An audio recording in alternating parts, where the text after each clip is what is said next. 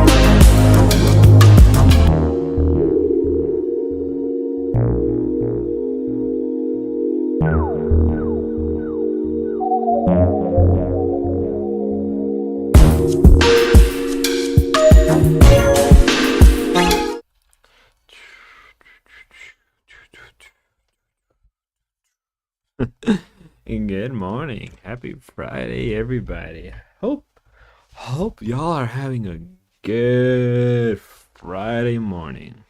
It's 10:24 a.m. where I live currently. It is a little cold, a little chilly today. A lot more than I expect since I woke up. To the point where, so tired.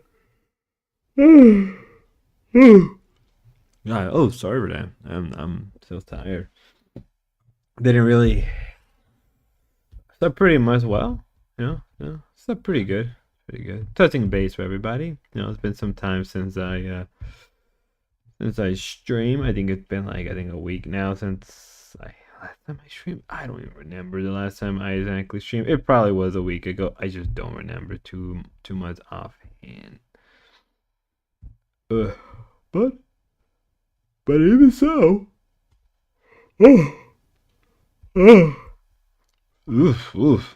that was a big one right there.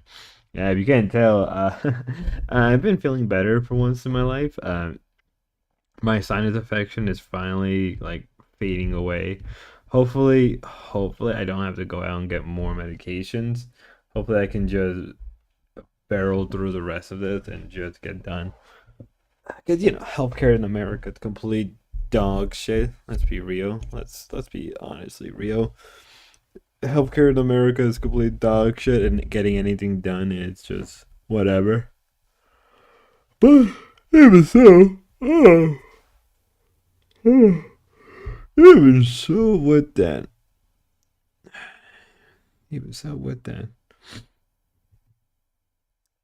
I feel like in a good mood, covering a lot of the LCU. Maybe we'll cover other stuff. Right. Because if you haven't heard about the current locale live stuff, there's been some crazy stuff going on, right? Some crazy stuff relating with the LCU. Savage it's more or less completely fire and ban off their Discord, right? So there's that. Then you have the war between nerds and Tess. That was very crazy. Right. You got some, and then an unrelated stuff. Star Saber or whatever his name is, that cartoon guy. I think people know who I'm referring to. Yeah, you have to know what I'm talking about. If you ever gotten yourself involved with the quote unquote cartoon community or the cartoon commentary community or those people, that's a fellow by the name of, I believe his name is, if I can look it up right now. Saber Spark, my bad, Saber Spark. He's been in some controversy. Well, not really controversy. The drama, it's kind of dumb and ridiculous. I haven't watched him in years. I used to watch him a lot, like years ago. Right? I used to watch him like maybe like a good. I'm trying to remember the last time I watched him. I just know it was a long time ago. That's all what it is, right? It was a long time ago, probably like 2 3 years ago, and that's really about it, right? That's how long ago I used to watch him. Like probably like around like pre-COVID, a little bit after COVID, and I never really cared for much after some point.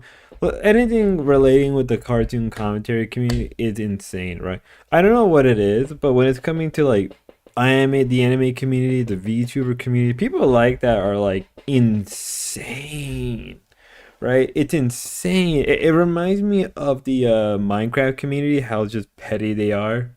Like if you want to see the most pettiest groups of people in the world, go watch some cartoon YouTubers, go watch some anime YouTuber VTubers, like the independent VTubers, and go watch some of the Minecraft people. They're all completely petty people. The gaming community isn't any better. I would even say that the gaming people are just like those people are just petty. Like commentary community, whatever. It could be kind of bad. It could be whatever. I don't think a lot of them are that petty as we like to think. Most of the time they are actually. Let's be real. Um, Kind of feel like retracting myself right then and there. Right, right, and I was trying to think of another community or one of the communities referred to, right? Like gaming community, I remember there was a lot of just petty drama and just like a lot of like nothing burgers. Like I don't know if people remember this. Give me a second. I'm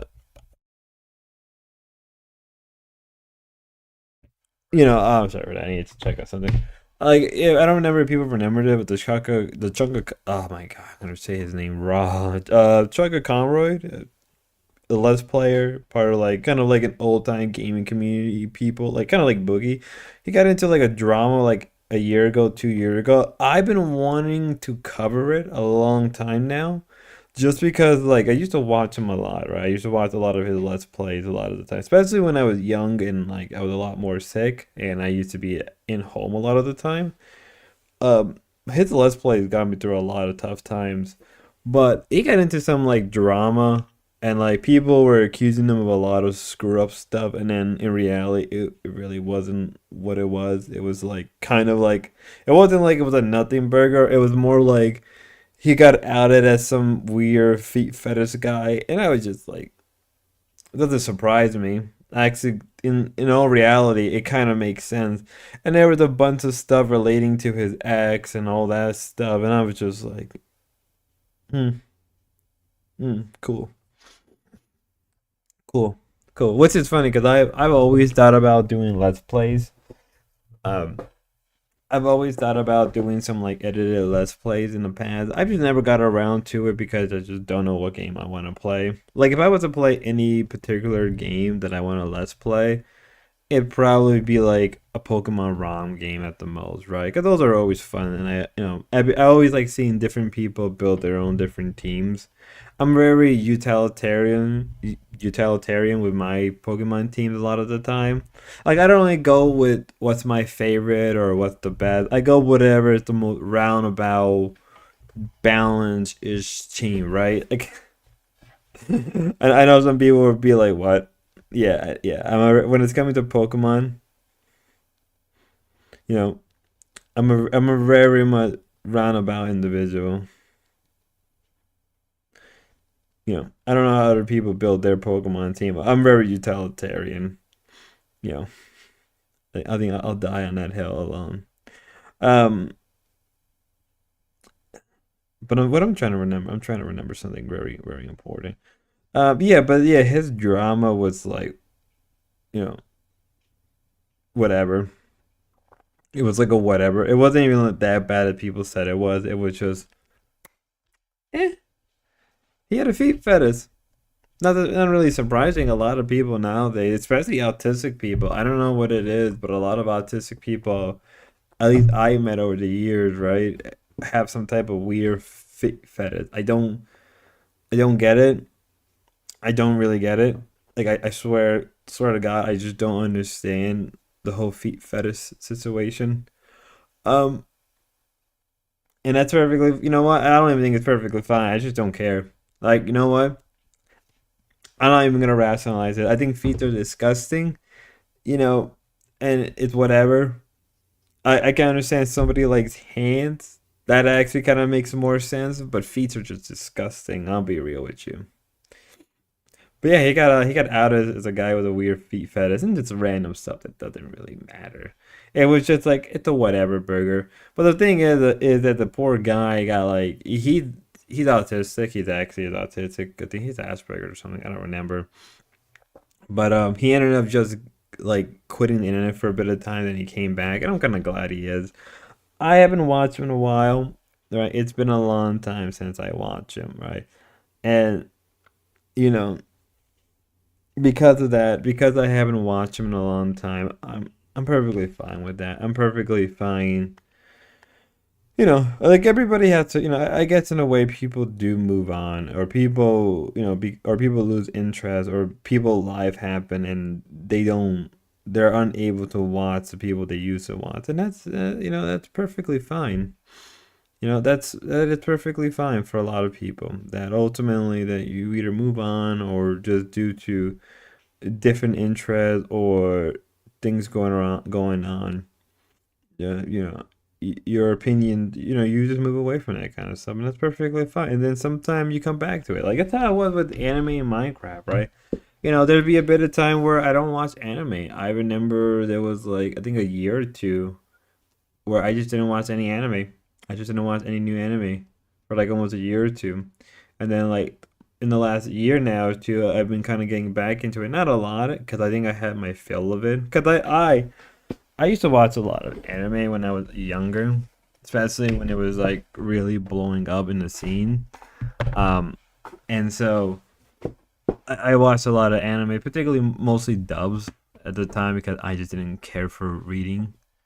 Um, just funny because I have a crap ton of books I'm looking at right now that I have to eventually read.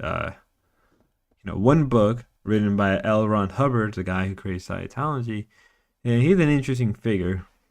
But we'll get to it when we get to that, right? And yes, I will eventually cover um L. Ron Hubbard. That would be an interesting figure to cover.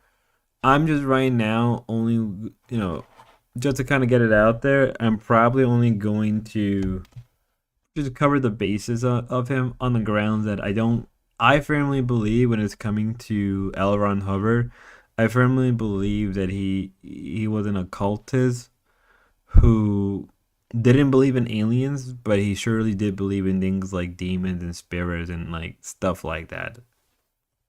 Like if you don't believe me, like I 100% do think he did not believe in you know aliens. And I know people think Scientology is like a fake cult. I don't think so. I think what it is, on the outside, they come off as crazy, wacky, and let's not deny they don't have influence, right? They have a lot of media influence, so they're able to portray themselves in a way that makes them look crazy. Because probably beneath the surface of Scientology, which it doesn't get talk. I mean, it gets talked about, but people kind of try to rationalize it as something different. Which, come on, it is a demonic cult at its heart. That's what it is. It's a cult that was developed in the 40s. Like, 'cause people don't know this, right? Prior, before like the whole UFO and UFO religion thing that really blew up, really like after like post World War II into the 50s and 60s. Like before that, like during World War One and prior, right, sort of the end. You could even say kind of sort of the end of the Victoria era into World War One. There was a major cult movement, a cultist movement in United States, England, all over Europe, right? Um, and you could even say hard tea traditionalists. For those who are aware of hard tea traditionalists, um, you know what I'm referring to, like people kind of like Evola and stuff like that, who were like kind of pagan and all that. Uh, a lot of them were into the occult. A lot of them were into ancient paganism or some type of mix of Christianity and occultism. Many of them were Hinduists or Buddhists. There was a major movement during like, I want to say the like around the 1870 up to like really until like the end, up to like really before World War, if not around World War Two, where a lot of people of all over the world were into the occult, into the ancient knowledge, arcane information. And obviously L. Ron Hubbard was an individual who was part of that. It's well documented. I mean, like it's well documented that the father of American rock. I think I can't remember. It's the father of American rocketeering or something. Um, I look at it right now. Was was an occultist, and he was friends with L. Ron Hubbard. I don't understand how people don't get that.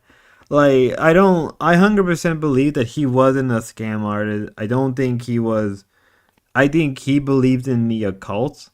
I've 100% believed that he believed in the occult, and because of that, he shifted from like, you know, he was even friends with what the hell, Alistair Crowley. So that should give you kind of an inkling of what I'm trying to refer to, right? Um, you know, I know we moved away from locale to like L. Ron Hubbard, but this stuff is fascinating, right? Like this stuff is, yeah. Jack, what is it? Jack Parson was his close friend, and he was a rocket scientist. I think he was considered like one of the like father of the rocket scienteering in America, and he was an occultist, and he was like close friend with L. Ron Hubbard. I wish the video was still up. There was the guy named what's the hell the guy YouTube channel? He changed it recently. He changed it a while back. The guy named Creepy Little Bug, and he went into deep explanation about how him and L. Ron Hubbard were like close friends and everything, and you know they did something called the Babylon ritual, and they literally, like, people don't know that. People don't know that him and L. Ron Hubbard did something like that after Jack Parsons' death. There was massive sighting of UFOs like immediately afterwards. Like people don't talk about that, and people just mock L. Ron Hubbard as a, oh, he's a kooky weird guy, and he's just into like, he believes in like alien, like no, like he himself, I don't think L. Ron Hubbard believed in alien. I think he believed in like the actual like, you know, demonic or the arcane experience, stuff like that. And he just he cleverly hid it behind like, you know, UFOs, because in the 50s and 60s, as he was kind of gaining notoriety among like American socialites and higher up, like especially in the California elites, you know, UFOs and UFO religions were big. They were becoming thing, and like in the 50s and 60s, there was a big boom of UFO activities, right, and UFO related stuff, Area 51 stuff of that nature, right? So in my head, I like to conclude that he never really believed in aliens, right? A lot of what he's writing was more or less what he written in a way that was appealing to the elites of that time who believed in that stuff in the general population. And like when I look at the South Park, like I don't know if people remember the South Park episode where he went out. They made fun of Scientology, and like when I think about it now, I feel like that episode's wrong because they're just making fun of it on the surface. In reality, it's a lot more demon. I don't want to say demonic is the right word. A lot more,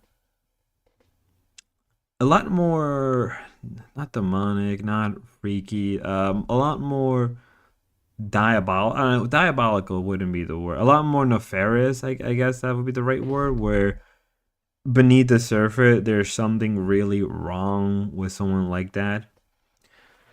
You know, and y'all may disagree with me when I say that, but I do firmly believe in that. L. Ron Hubbard was into the he was into the occult.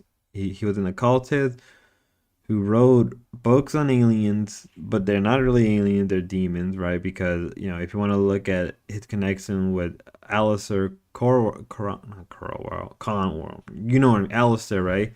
Who had contacted with some type of spirit that I think was proven to be a demon or something. Someone could correct me on that. So I'm just saying. Oh, shit! I think I went on a tangent. I went from gaming to the mystical occult. Which is funny because I really don't care. Like the truth is, whether or not I believe in it is one thing. But I do give it some respect because I know a lot of people who believe in it. I have a lot of close friends who firmly believe in that kind of stuff. So I try to be, I wouldn't say respectful, but I try to be generous. I try to be humble. You know, I don't know if y'all care about when I talk about stuff like that when I go on the tangent because it reminds me of the Satanic Panic, right? If y'all, Mr. Medicare made a great live stream on the Satanic Panic, and it was proven that the FBI, like people mock and laugh at the Satanic Panic, but it was proven a couple years ago that like that was a genuine thing created by the FBI. Like if I don't know if people remember them. What are they called? The founders. There was this weird group of people in the United States that were getting like a whole lot of They were getting a whole lot of backing from the FBI.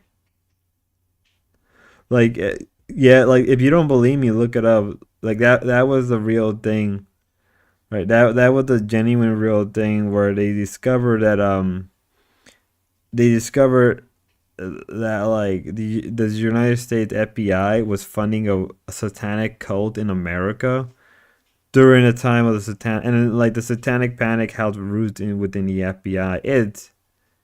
It is insane how much weird stuff goes on in the United States, especially with our bureau. What isn't surprising, right? It isn't very surprising when we talk about that stuff. Like when I feel like people make fun of it because it's so crazy that it's unbelievable. But then like boom, it comes out like oh yeah, a government had actual real life influence. It's like the whole thing with the what was it the crack epidemic, right? That how like it was a conspiracy that it was like the FBI or the CIA was involved, and then it was like oh discovered that they actually had real life involvement, and then it was like oh like how the CIA and FBI were trafficking like narcotic through like U.S. cities and everything, and that's where we at now. You know, and it is insane how so much of that stuff can gets away with, right? And then like oh yeah, and then recently that Satanic Panic, and then obviously you got the FBI stuff. It it is a nutcase. There's a deep nutcase. I'm trying to find it, right? I'm trying to find the. Oh my god, what was the group like? Because I 100% do remember Mr. Medicare. Uh, I remember Mr. Medicare talking about it. It was like years. It was like during the time where he was streaming constantly, which was like the God, that was a great time when Miss America was streaming every day or every other day. Um, my God, why can I not? Why can I not? I know it's called the Founders or the Founders, and Miss America did a whole thing about it. I don't know why it's almost. Did YouTube scrub it? I think YouTube scrubbed it. That's diabolical. I know I could. I'm pretty convinced I can find it.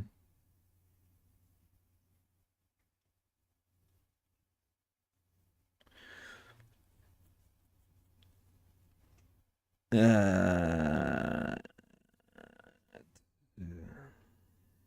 oh, I found it. I found it. It's like one of these days we have to go through. It's like a 5 hour stream. I'm saving it right now actually, so I don't forget. It's like a 5 hour stream. Uh, yeah, we'll have to go watch it because it's insane. And then Flight Simulator, I believe he did a good stream on it. He did a good video on it. Yeah. Yeah, sorry guys, but went on a tangent about weird like on like occult stuff and everything. You know, uh, but we'll have to go through these. Like I know I promise I'll eventually do. Like I do promise one day to do a crypto stream. You know, that's what I That's what I'll probably do. One of these days I'll do a crypto stream because I want to talk about cryptic. I want to eventually like move the channel in different directions, and one of them would be talking about cryptids because I genuinely like cryptozoology. I know that a lot of the time it gets kind of really it kind of get made fun of, and rightfully so. I'm not gonna lie. You know, to some extent, yeah, cryptozoology gets made fun of. But like recently people don't know about it. But recently there was they found like that a bunch of what is it? They found a bunch of stuff. They found a bunch of kangaroos in Florida. And people don't know this, but like places in Europe, there's like actual colonies of wallabies and and kangaroos in like parts of like France and like other parts of Europe. So it's very common. It's a very common thing. No. Okay, so I found the fresh simulator. His video is like 20 minutes. You know what? We do have a lot of things we have to cover. Um, we do have a lot of them. We have a lot of crap to cover. I know that for sure, especially with local life stuff. But we are going to take a bit of a detour because I think I never seen the video. I've never seen the video, but I like to kind of break things up. So we are going to OBS. That's what it's supposed to. There we go. We are going to watch this for the first time. This is my first time watching this, so we are going to jump right in. Hello. I'm going to paint you a word picture. It's February 4th, 1987. You're a police officer in Tallahassee, Florida. You get a phone call reporting suspicious behavior by two men in a local park. Now, upon arriving to the park, you encounter the following. Two clean-cut young men in their 20s, both wearing well-tailored dark suits. They're driving a filthy and run-down Dodge van. They're accompanied by 6 children, ranging in ages from 2 to 11. The kids are covered in dirt with their hair matted and their skin clearly displaying countless insect bites. The children appear to be somewhat malnourished. One kid has what appears to be an adult human bite mark. Another one displays possible signs of sexual assault. Upon being asked to identify... Hey, guess what? I'm interrupting via the phone camera shot right now because I am moving currently and I've already put the big camera away. And I have not I realized I forgot to explain what this video is. We have hit 200,000. And so we're covering the number one most requested thing by far for this channel. The finders. So we'll be going back to my monologue themselves. The two men remain silent. When It further looks like Father John Misty. I ain't gonna lie. questioned regarding the nature of their relationship to and legal guardian status over the kids, one of the men quickly responds that they're teachers. They're bringing the kids back to a school for geniuses that they study at in Mexico. So you ask for the name of the school, and also, what they're doing in Tallahassee if they're going to Mexico, considering that they can't exactly just drive across the Gulf. In response to these very basic questions, the two men become visibly nervous.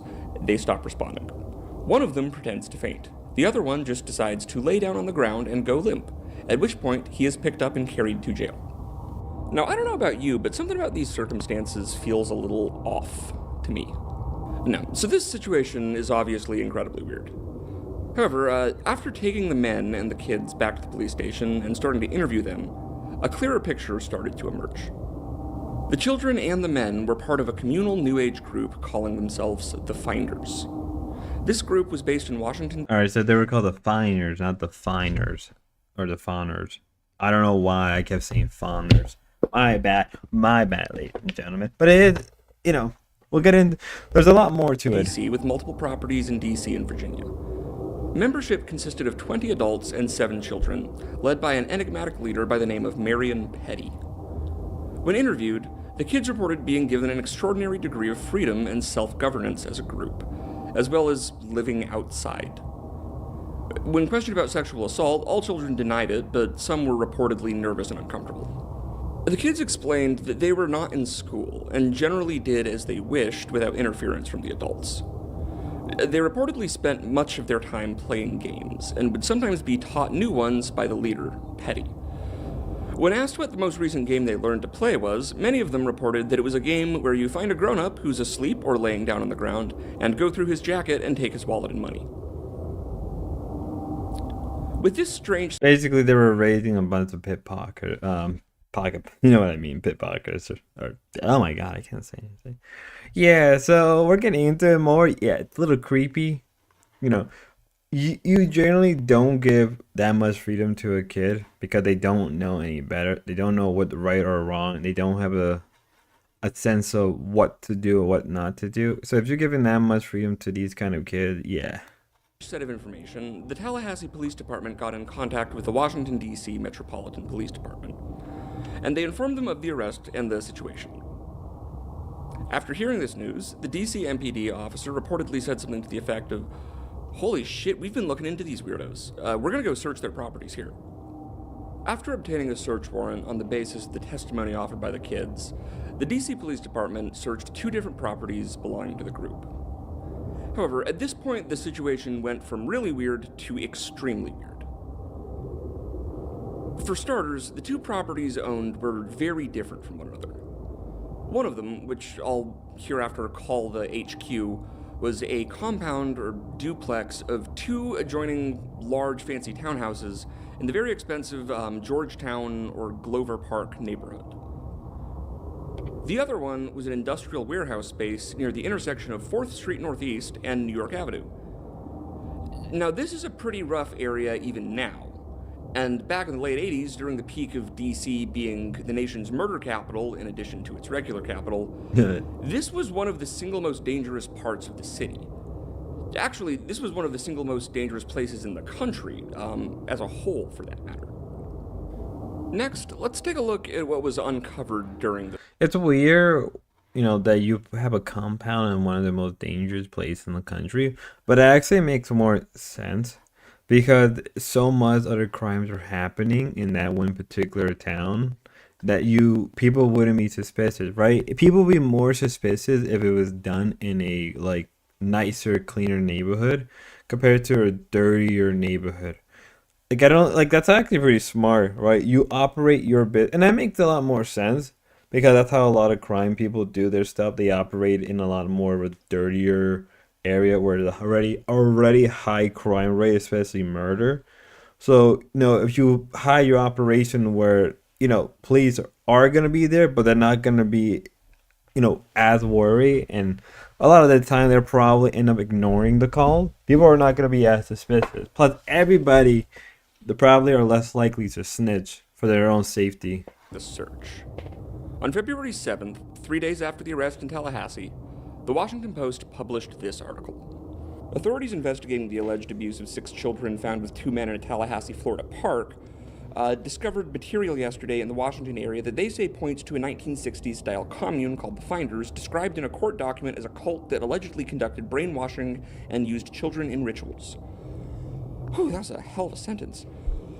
If I remember, that same period of time is when MK Ultra was rumored to be operated with. I believe, if I'm correct, MK Ultra was proven to be true to some extent. I just don't know to the extent ability. I don't remember. I think it was proven that the MK Ultra was genuinely real. Someone could correct me. Police, who searched a Northeast Washington warehouse linked to the group, removed large plastic bags filled with color slides, photographs, and photographic contact sheets. Yeah, it was Some proven. I photos just looked it visible up. through Yeah. the bag carried from the warehouse were wallet-sized pictures of children similar to school photos, and some were of naked children. DC police sources said that some of the items seized yesterday showed pictures of children engaged in what appeared to be cult rituals.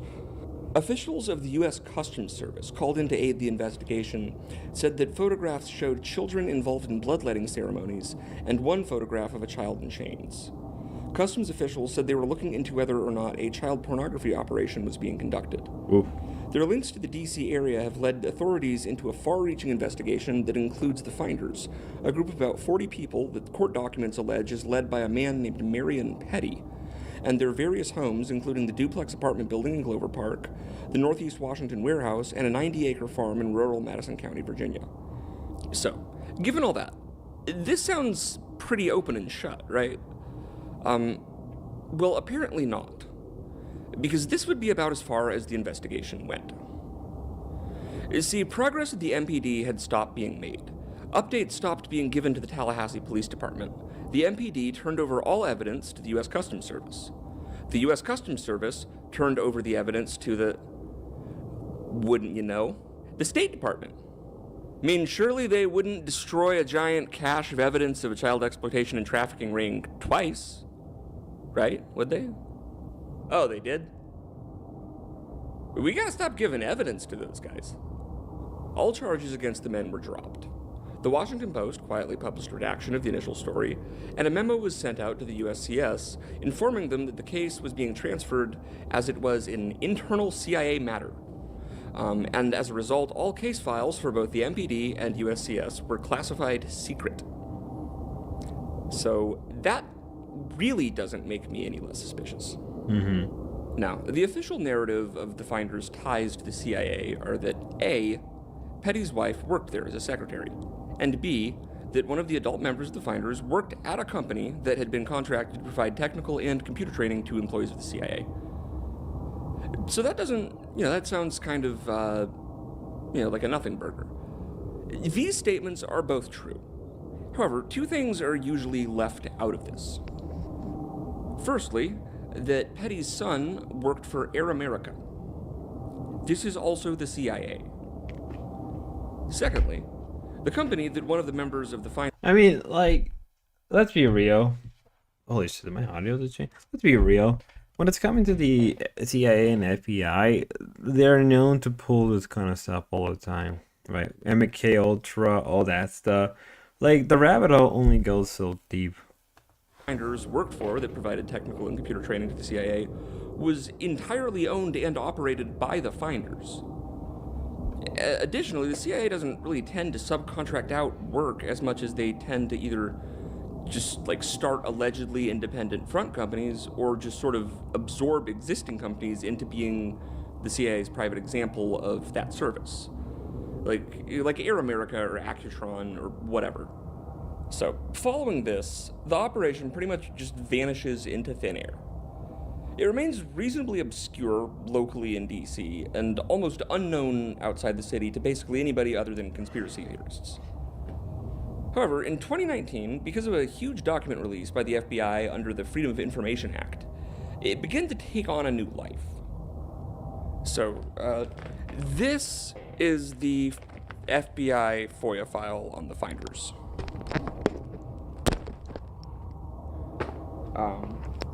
And also this, and this, and this. In addition to an enormous amount of fluff. Yeah. Also, mind you, this happened around the time of the Satanic Panic, so you can only imagine how and stuff, how just make our it government take was evolved. forever to read, as well as a bunch of stuff confirming in more explicit words what we kind of assumed to have happened, i.e. a transcript of a call between the USCS and a CIA employee where it was acknowledged that the investigation was squashed due to it stepping on toes. There are 2 pages in particular that have started to get a particular amount of attention recently. This is a map of the tunnels alleged to have been uncovered by an excavation of the foundation of McMartin Preschool, of Satanic Panic fame. Many people, myself at one point included, took these to be internal documents from the FBI. That would provide pretty cut and dry evidence of there having been an explicitly organized and intentional cover-up of the case. Now, unfortunately, the truth of this is somewhat murkier. Hey, guess who has one free thumb and accidentally deleted critical footage for the voiceover part? Anyways, basically these maps for the excavation were done, the operation was privately done by a guy named Ted Gunderson, who is the person who submitted it to the FBI. I think we can pick up here. So unfortunately, what this means is that the validity and accuracy of these pages now depends on your feelings towards Ted Gunderson. And I don't know confidently enough one way or the other to say for sure. Ted Gunderson, for those unfamiliar, is an FBI agent who worked as the head of the Memphis, Dallas, and eventually Los Angeles FBI offices, and was interviewed, although eventually not chosen, for the position of FBI director. However, now he's better known for being an outspoken advocate for the awareness of basically every conspiracy theory ever, ranging from the more grounded, true ones, to the more dramatic ones that... So, he has a position and reputation as a sort of patron saint of the QAnon movement, and due to the fact that he was one of the first major names to publicize the whole, Illuminati vampires are eating thousands of children every year to absorb their power and be evil.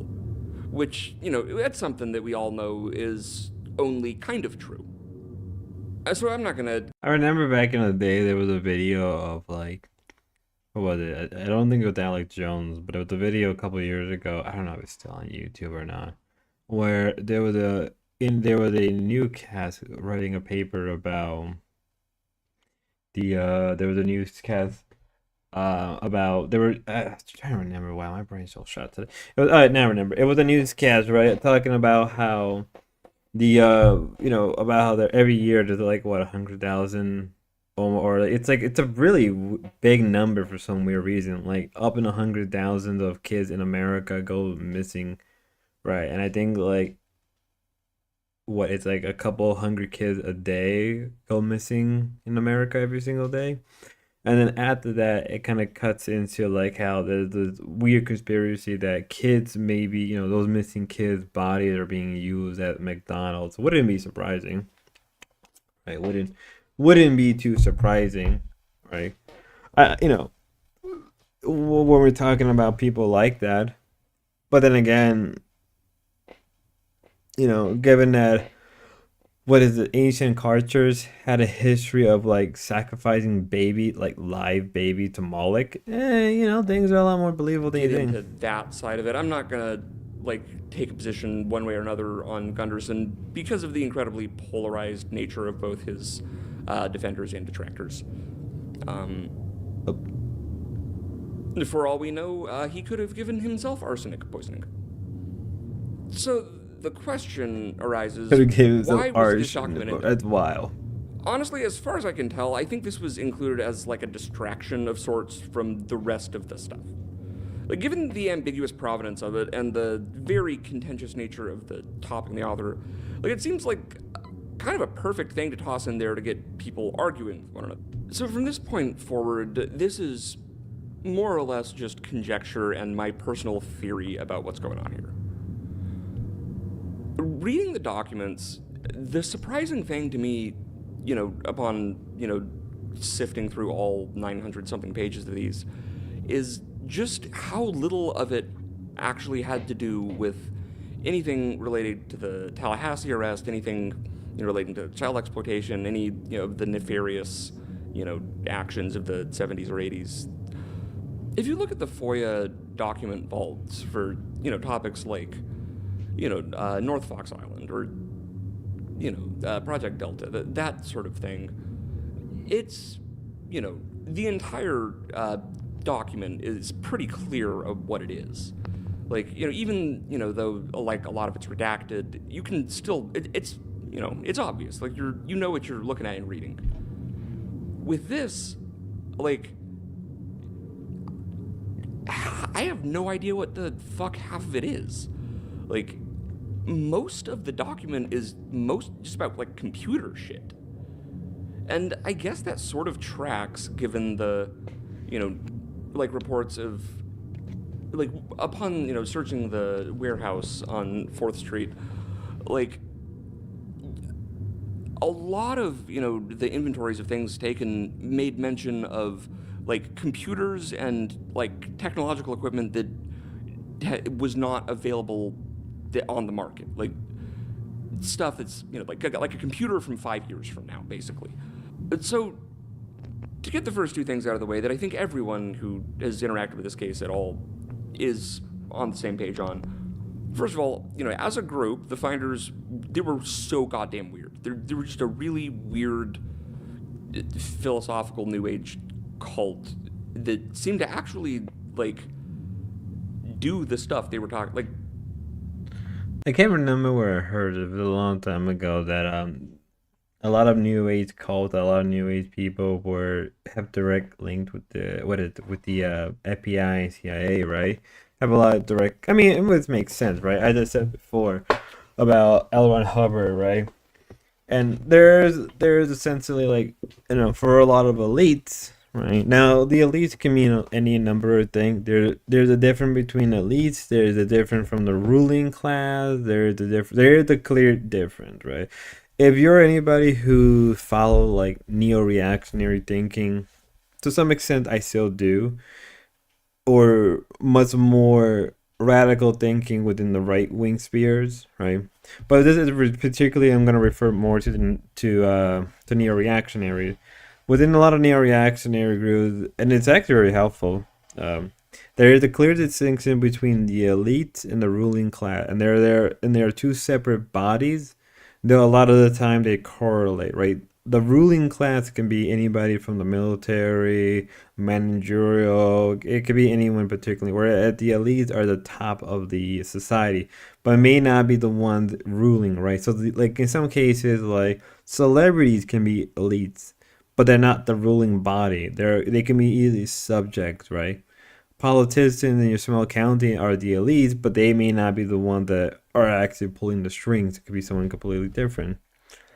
And you got to remember, around a lot of when these cults were being developed, a lot of these cults were being developed by like boomers, essentially. Like you have a lot of them who are boomers or a little bit older than boomers, so they have connection with that. And these boomers probably who created the New Age cult either believed in it one way or another, or had connection through old occultism back from the like pre-World War II era, right before UFOs became a thing. Because I believe like the hippie movement does have a root within like the occult movement. I'm pretty 100% sure that they do have their connections, but they don't. Most people don't put two to two together, because most people don't think farther than that. One of the reasons why I don't like hippies. That's their prerogative. It didn't seem to be any... Let's be real. Let's be genuinely real. And I think I'm gonna be. I don't think I'm the first one to say this, but I'll be very clear. We all say live, live, live. What the old saying? Live and let live. We all know that's a bullshit statement. We all know it is. We don't live in a medieval society where a town or two are separated by a couple, minutes of walking or miles of walking, right? We don't live in that society anymore. We live in a heavily industrial society, with a very urbanized, very interconnected, communicated system, right? Let live doesn't exist anymore. It's something we throw around to defend ourselves, but in reality, it doesn't exist anymore.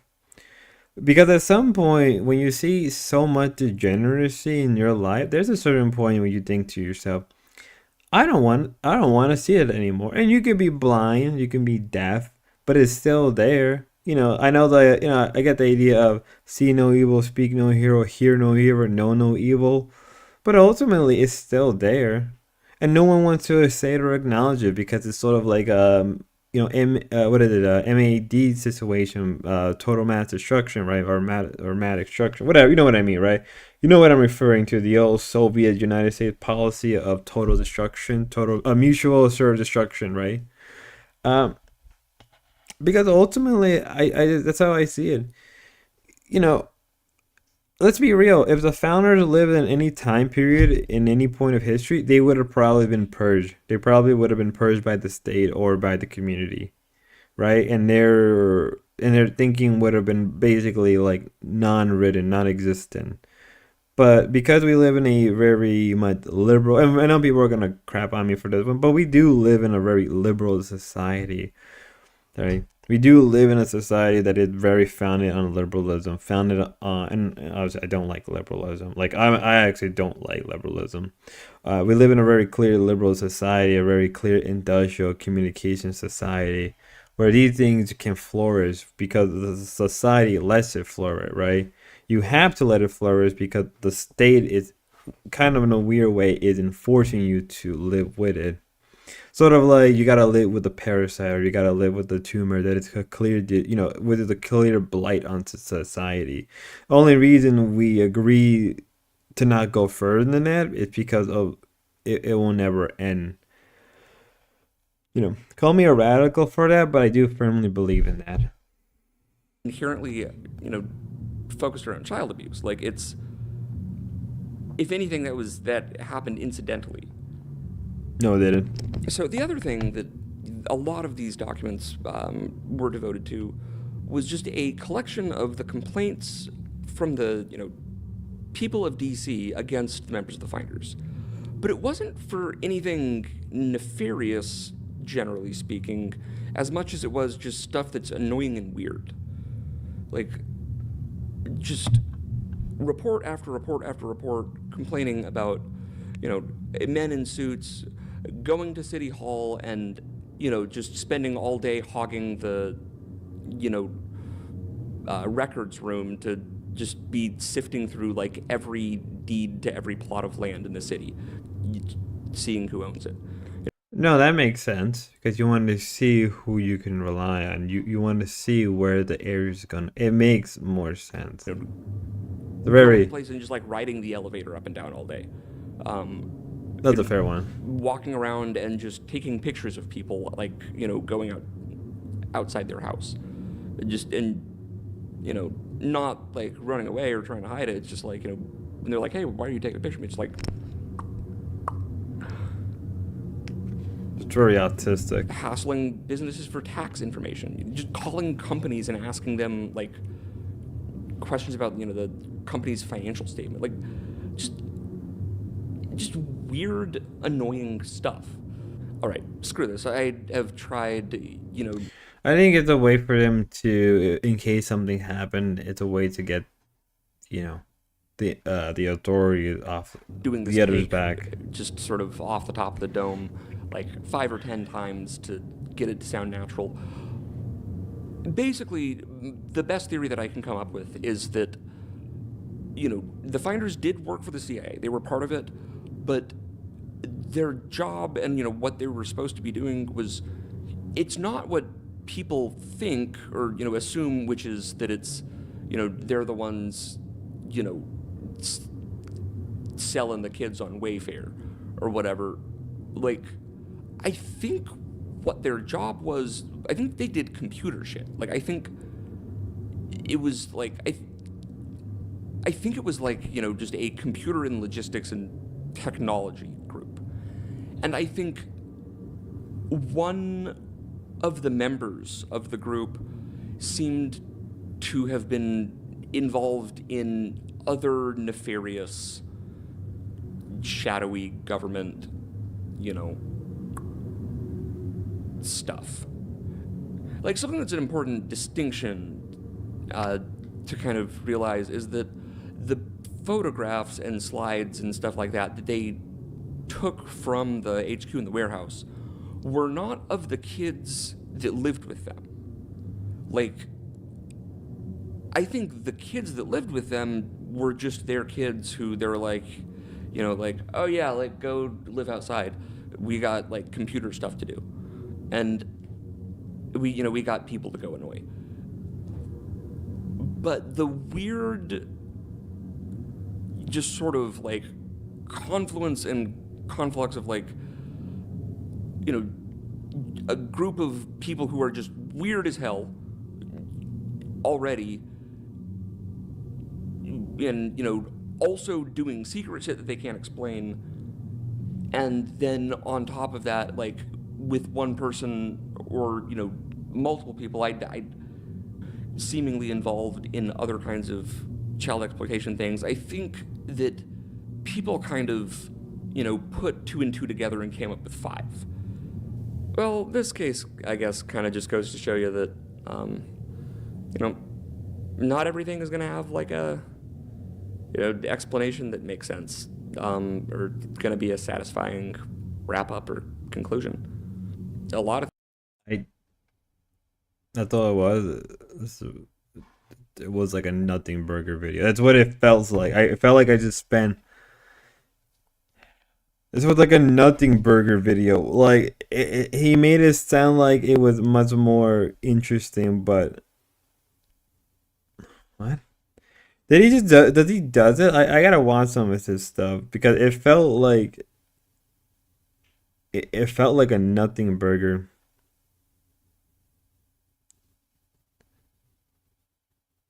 This felt like a it felt like a nothing burger video. It felt like I gotta watch some more stuff. Oh, yeah, I remember blame it on George or whatever his name is. He did a good video. We have a lot to go.